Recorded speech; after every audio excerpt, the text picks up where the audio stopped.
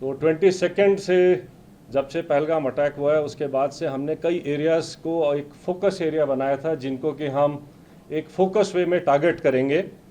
और जैसे हमें इंटेलिजेंस इनपुट्स आ रहे थे कि जो टेररिस्ट ग्रुप्स हैं वो अब बर्फ़ पिघलने के बाद जंगलों में हायर रीचेज़ में चले गए हैं, और इसको ध्यान में रखते हुए जो हायर रीचेज़ हैं, जो ऊंचे पहाड़ों में जो जंगल्स हैं, वहाँ पर हमारी डोमिनेशन पार्टीज़ कंटिन्यूसली डिप्लॉयड थी।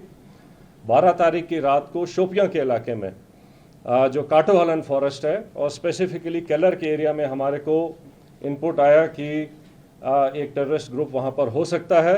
तो जो पार्टीज़ वहाँ पर डोमिनेशन के लिए पहले से ही डिप्लॉयड थी काफ़ी टाइम से, उन्होंने अपने आप को रिलोकेट किया, उस जगह के ऊपर फोकस होके क्लोज इन हुए।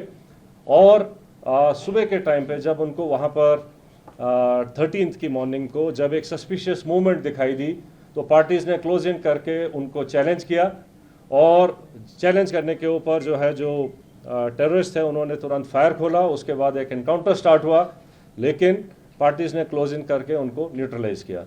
तो ये जो ऑपरेशन था ये हायर रीचेस में काफ़ी ऊंचाई के इलाके के ऊपर हुआ और काफ़ी डिफ़िकल्ट एरिया था जहाँ पर इस किस्म के ऑपरेशन को अंजाम दिया गया।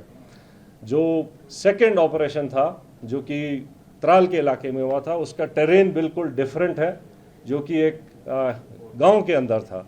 तो उसी में इनपुट आई कि शायद एक टेररिस्ट ग्रुप जो है एक गांव के नाडर के इलाके में गांव के अंदर कुछ टाइम के लिए सेटल्ड है, और इमीडिएटली उस विलेज को कॉर्डन किया गया।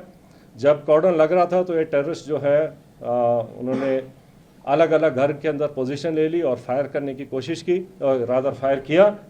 और उस टाइम पे हमारा चैलेंज था कि जो सिविलियंस हैं, जो इनोसेंट, जो वहाँ पर बच्चे, फैमिलीज़, बुजुर्ग हैं, उनको वहाँ से निकाला जाए।